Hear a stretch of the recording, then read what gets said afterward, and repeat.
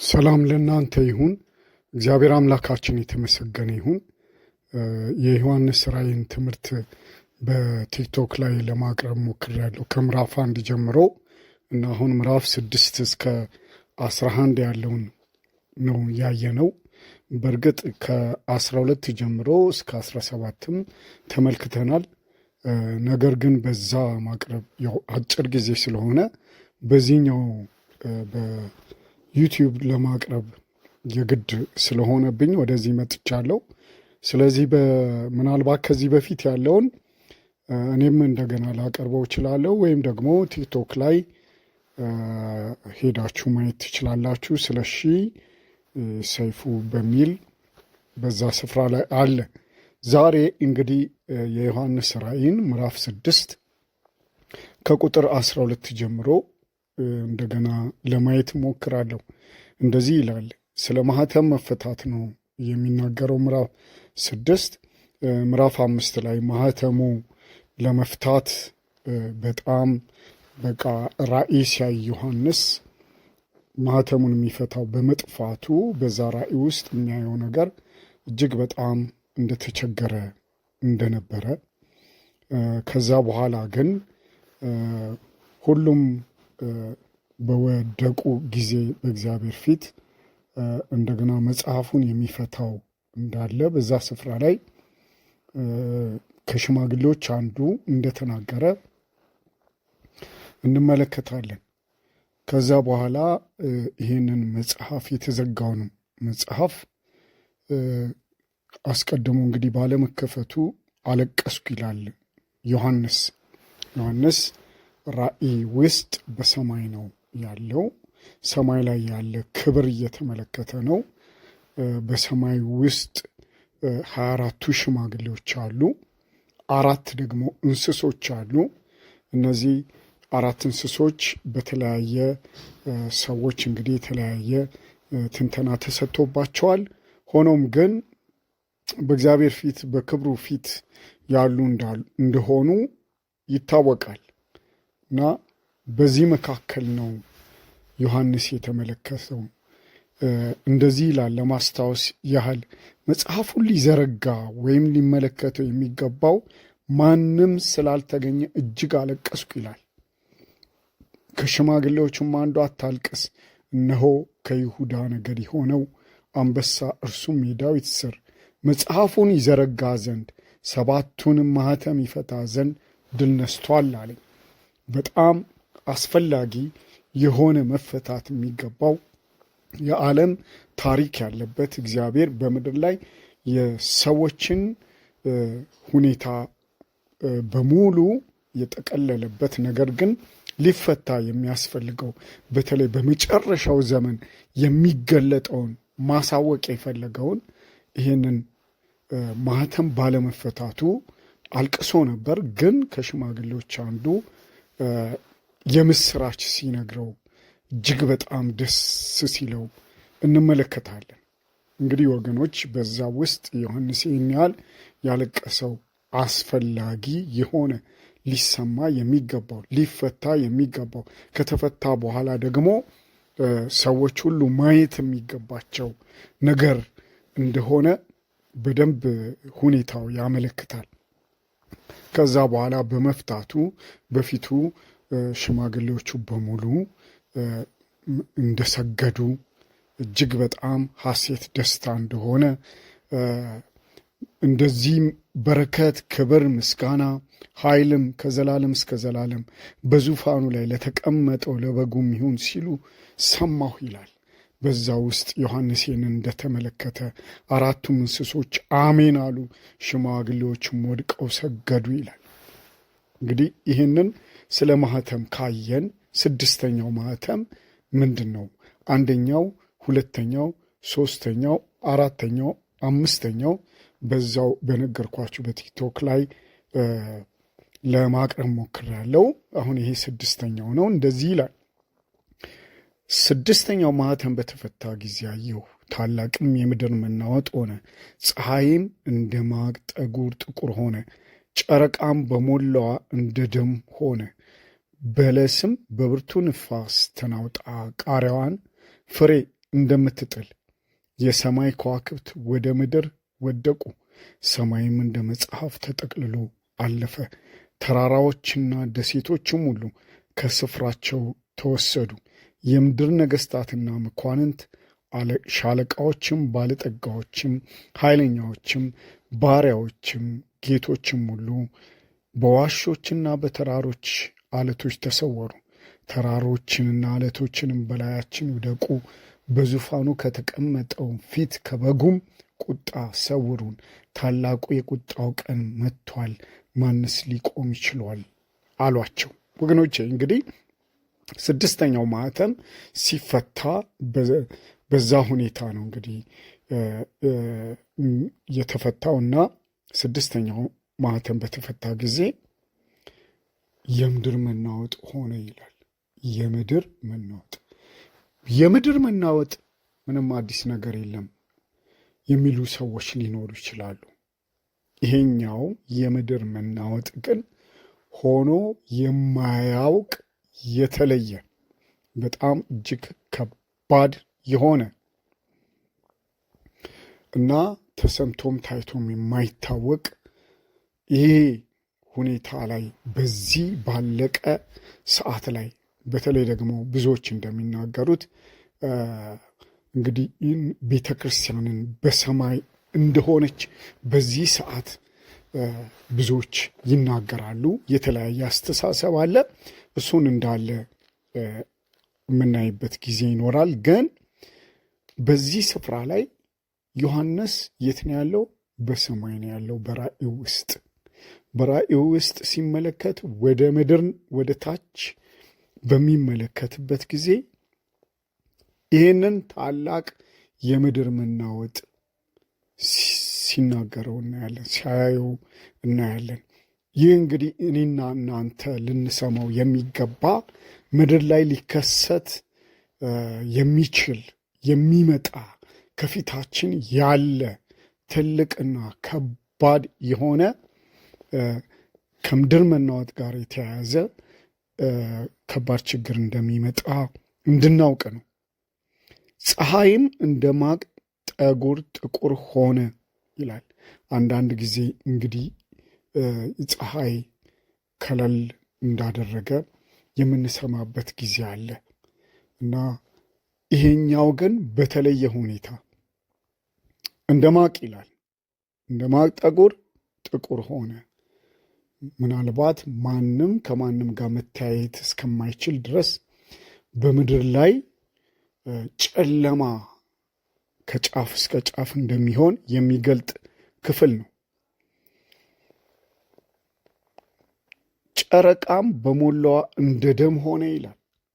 ይህ እንግዲህ ጨረቃ ደም መምሰሏ በተለያየ ጊዜ እንደውም ሰዎች ከአንድ ቦታ ወደ አንድ ቦታ እየሄዱ ይህንን ለመመልከት የጨረር መከላከያ እና ለሱ የተዘጋጀ መነጽር አድርገው ቱሪስቶች ሁሉ በዚህ ሀገር ይታያል ሲባል በዚህ ከተማ ብዙ ጊዜ እንግዲህ በአሜሪካ ውስጥ ይሄ ነገር ይከሰታልና ሊያዩ ሰዎች ወደዛ ይሰበሰባሉ። ይሄኛው ግን የተለየ ነው። ከዚህ በፊት ሆኖ የማያውቅ ጨረቃም በሞላዋ ነው የሚለው እንደ ደም ሆነ ይላል። ከጫፍ እስከ ጫፍ ሙሉ ለሙሉ እዚህ ጋ አለ እዚህ ጋ የለም በሚባል ሳይሆን በአጠቃላይ ይሄ ክስተት እንደሚታይ በለስም በብርቱ ነፋስ ተናውጣ ቃሪያዋን ፍሬ እንደምትጥል የሰማይ ከዋክብት ወደ ምድር ወደቁ ይላል። ይሄ ከዋክብቶችም እንደሚወድቅ ይናገራል። እንደው ይሄኛውን ከመናገሬ በፊት ቅድም ያየነው ፀሐይ ጨለማ እንደሚሆን ይናገራል። እንደገና ጨረቃ ደግሞ እንደ ደም እንደምትቀላ ይናገራል። ምናልባት ሰዎች በዚህኛው ሀገር ቀን ሲሆን በዛኛው ሀገር ምሽት ነው ብሎ ሊያስቡ ይችላሉ። ወጣም ወረደ ፀሐይም ጨለመ፣ ቀን የሆነበት ጋር ጨለማ ነው፣ ሌሊት የሆነበት ጋር ደም የለበሰ ነገር ሊታይ ይችላል። ይሄ እንዲህ አይነቱ ለውጥ እንኳን ቢሆን። ስለዚህ ምንም አይነት ምክንያት የማንሰጠው ዓለም ከጫፍ እስከ ጫፍ በዚህ መንገድ የሚታይበትና ከባድ ጭንቅ የሚሆንበት ጊዜ እንዳለ ይህ ክፍል ይነግረናል። ቀጥለን ቅድም ያነበብኩት ጋር ቁጥር 13 ጋር እንሄዳለን። በለስ በብርቱ ነፋስ እንግዲህ ከየት እንደሚመጣ እንዴት እንደሚሆን አናውቅም። ድንገት ነው የሚመጣው። ስለዚህ ልክ እንደዛ በለስ እንደዛ ተናውጦ ግን ፍሬው ሲወድቅ ቃሪያዋን ፍሬ እንደምትጥል ይላል። እንደሚጎዳ ይናገራል። ከዋክብት ከሰማይ ይወድቃሉ። ከዋክብት ሊወድቁ አንዳንድ ከዋክብት ሊወድቁ በቅርብ እንዳሉ የምንሰማበት ጊዜ አለ። በተለይ በአሁኑ ሰዓት እነዚህ አይነት ድምፆች እየሰማን ነው እና ምናልባትም ከዚህ በፊት አንዳንድ ቦታ ወድቋል ሊባል ይችላል። ነገር ግን በፊት ባለው ሁኔታ ብቻ አይደለም። ግን እነዚህ ከዋክብቶች ወደ ምድር ወደቁ ይላል። ብዛት ያላቸው ናቸው። ሰማይም እንደ መጽሐፍ ተጠቅልሎ አለፈ፣ ተራራዎችና ደሴቶቹም ሁሉ ከስፍራቸው ተወሰዱ። በምድር ላይ የሚከናወኑ እነዚህ ነገሮች በሙሉ ሁሉን ነገር ያካለሉ ናቸው። ምድር ሁሉ እንደሚወሰድ፣ ሰማይም እንደሚጠቀለል ይናገራል። ታዲያ ከዛ ቀጥሎ ያለውን ክፍል ስንመለከት የምድር ነገስታት፣ መኳንንቶች፣ ሻለቃዎች፣ ባለጠጋዎች፣ በተለያየ ማንነት ውስጥ የተቀመጡ ሰዎች የተቀመጡበት ማንነታቸው እንደማያስጥላቸው ነገስታቶች፣ መኳንንቶች ያሉበት ሁኔታ ከዚህ ከመጣው ከእግዚአብሔር ስራ ከእግዚአብሔር ቁጣ ሊያስመልጣቸው የሚችል ምንም ነገር የለም። ሻለቃዎች ይላል፣ ባለጠጋዎች ይላል። ብልጽግናቸው ሰዎች አያድናቸውም። ከብልጽግናቸው የተነሳ ካገኙት ገንዘብ የተነሳ ሊያደርጉት የሚችሉት ነገር የላቸውም። ምናልባት አንዳንድ ሰዎች በጣም በከፍተኛ ደረጃ በብልጽግና ውስጥ የተቀመጡ ሰዎች ሊቀመጡበት ያለውን ቦታ እያመቻቹ እንዳለ አንዳንድ ጊዜ እንሰማለን። ግማሹ በሌላ ፕላኔት ላይ፣ አንዳንዱ ደግሞ ከምድር በታች የሚሰሩት ነገር እንዳለ እንሰማለን። እነዚህ ነገሮች በሙሉ የሚያመልጡበት ሁኔታ አይደለም። ወደ ሰማይም ሰው ወጣ፣ ወደ ምድርም ወረደ፣ ወደ የትኛውም ስፍራ ተቀመጠ፣ ከእግዚአብሔር እይታ የሚያመልጥ የለም። ከሚመጣው ነገር የሚያመልጥ የለም። ይሄ ከወጣው ማህተሙ በተፈታ ጊዜ ከሚሆነው ነገር የሚያመልጥ የሚመለጥበት ቦታ የትም ቦታ የለም እና ማንነት ሰውን አያስመልጠውም። ስልጣን ሰው አያስመልጠውም። ሀብት ሰው አያስመልጠውም። ንብረት አያስመልጠውም። ያለው ማንነት ከከተማ ወደ ከተማ የሰራቸው ቤቶች አያስመልጡትም። ያከማቻቸው ንብረቶች አያስመልጡትም። ሰዎች ሁሉ ይልቁኑ እንደዚህ ከተሰወሩ በኋላ ለማምለጥ ከተሰወሩ በኋላ መጨረሻ ከጭንቅ የተነሳ የተሰወሩበትን ስፍራ ተራራውንም ይሁን ሜዳውን፣ አለቱንም ይሁን ጉድጓዱን ውደቅብን፣ በላያችን ውደቅብን፣ ከዚህ ቁጣ እንድንድን እስኪሉ ድረስ በመረረ ነገር ውስጥ እንደሚሆኑ ይሄ የማይቀር ጉዳይ፣ ፊት ለፊት ያለ ጉዳይ፣ ፊት ለፊት በቃ ዓለም የምትጋፈጠው ጉዳይ እንደሆነ የእግዚአብሔር ቃል አስረግጦ ይናገራል። ለዚህ ነው ይህ በጣም ወሳኝና አስፈላጊ ለምድር መልእክት ስለሆነ ከዛ ከእስር ቤት ከፍጥሞ ደሴት ውስጥ ጠብቆት፣ እዛ መከራ ውስጥ ጠብቆት ወደ ሰማይ ወስዶ ይህንን መልእክት ለእኛ እንዲደርስ ለዓለም እንዲደርስ እግዚአብሔር ያደረገው። ወገኖች ልትሰሙ ይገባል። ማንም ሁኑ ምንም ሁኑ የትም ላይ ተቀመጡ፣ ይሄ ቁጣ የማይቀር ከፊት ያለ ሰው ሁሉ ሊጋፈጠው ያለው እውነት ነው እና ይህ ከመሆን አይቀርም። የእግዚአብሔር ቃል ከሚያልፍ ሰማይና ምድር ቢጠቀለል ቢያልፍ ይሻላል ተብሎ ተጽፏል። ስለዚህ ለማምለጥ ሰዎች ሁሉ ወደ እግዚአብሔር መመለስ ያስፈልገናል። እግዚአብሔር በየትኛውም ነገር የሚጠብቅ የሚከልል ነው። እርሱ የሚያምኑትን የሚፈልጉትን ያውቃል። ልባቸው ወደ ተሰበረ ይመለከታል። በቃሉ ወደሚንቀጠቀጡ ይመለከታል። እነርሱን ቅጥር መሆን ይፈልጋል። ዛሬ አንተንም አንቺንም እናንተንም ቅጥር ሊሆናችሁ የሚፈልግ ኢየሱስ በደጃችሁ ላይ ቆሞ ወደ እኔ ኑ ዕረፍትን ልስጣችሁ፣ ከዚህ ቁጣ ልትድኑ ተሰብሰቡ ወደ እኔ እያለ ይሄንን ቃል በዮሐንስ በኩል ልኮልናል እና ዛሬ በተለያየ ስፍራ የሰዎችን ሐሳብ የሚያማልል የሰዎችን ልብ ወደ ተለየ ነገር ውስጥ የሚያስገባ ማታለያ ቃል በተሞላበት የሰው ልብ ሁሉ እየተንሳፈፈ ያለበት ሰዓት ነው። እውነቱን ገልጦ ከመናገር ይልቅ ሰውን እያባበሉ በልቡ ምኞትና ሐሳብ እንዲንሳፈፍ እየተደረገ ያለበት ሰዓት ነው። ይህ ነገር ደግሞ ሰውን ወስዶ ወደ መከራ አዘግት ውስጥ ነው የሚከተው። እናንተ የማታምኑ ሰዎች ወደ ጌታ ነው። ኢየሱስ ክርስቶስ የጠፋውን ሊፈልግ ወደዚች ምድር መጣ።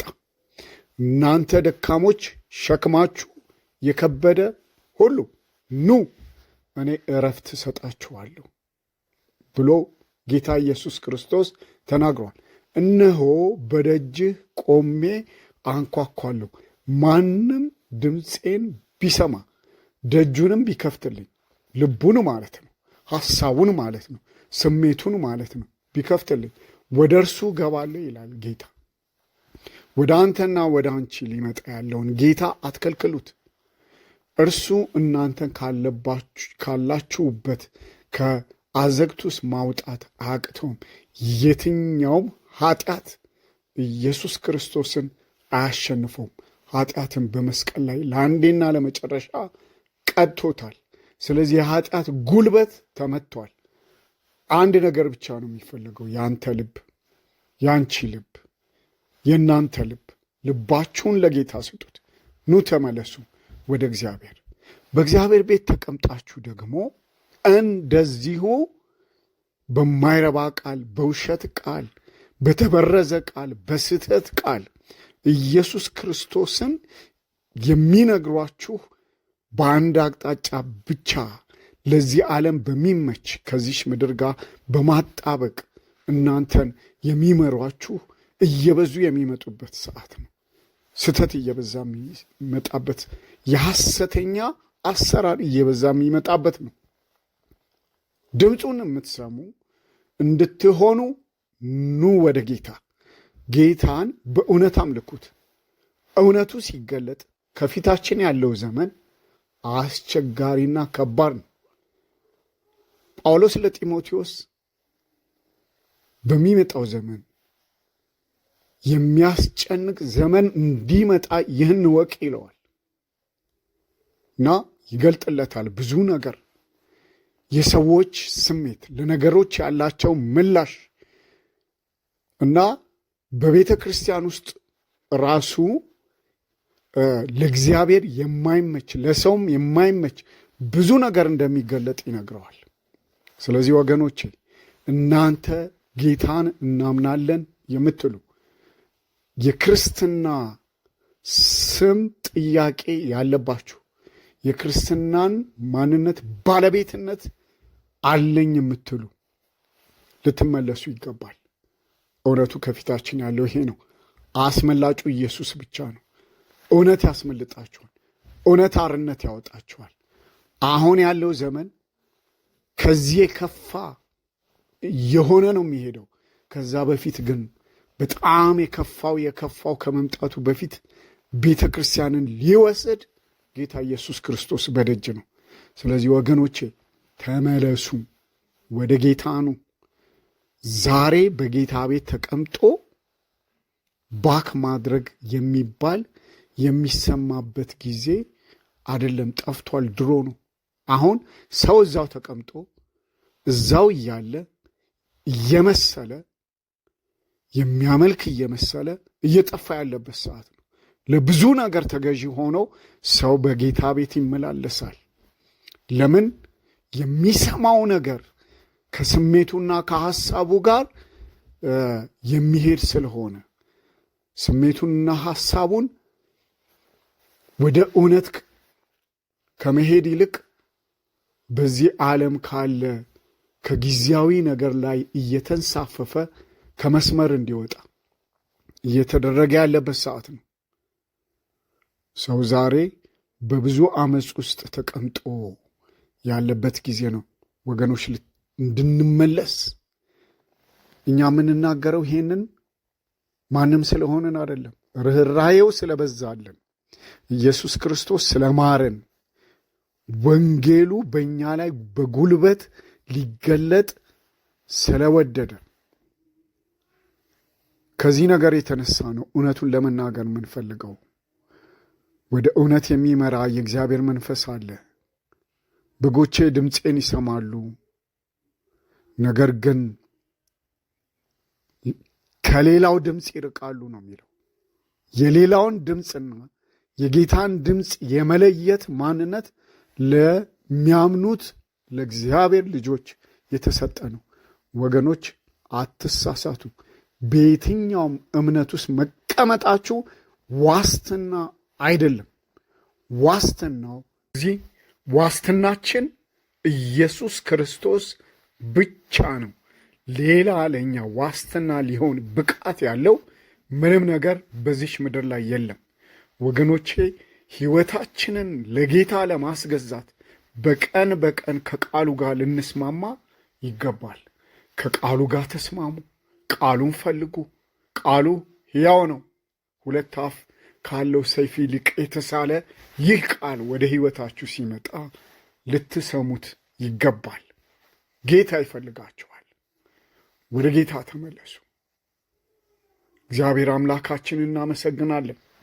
እንግዲህ ባሪያዎች ጌቶችን፣ ባለጠጋዎችም፣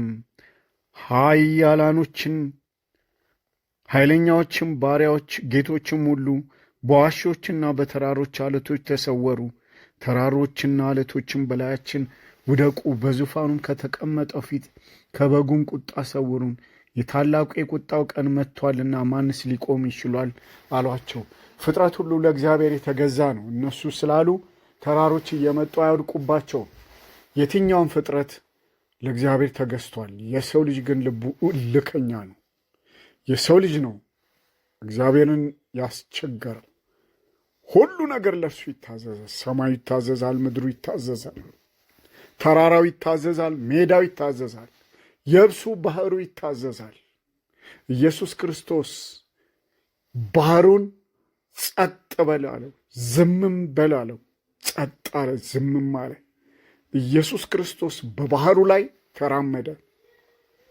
የሰው ልጅ ግን እግዚአብሔርን ለመታዘዝ በጣም ብዙ ችግር አለበት። ስለዚህ ዛሬ ልባችሁን ክፈቱ፣ ለጌታ ስጡ። የዘላለም አምላክ እግዚአብሔር ምሕረት ይብዛልን። ይህ የወንጌል እውነት ለሰው ሁሉ ይድረስ።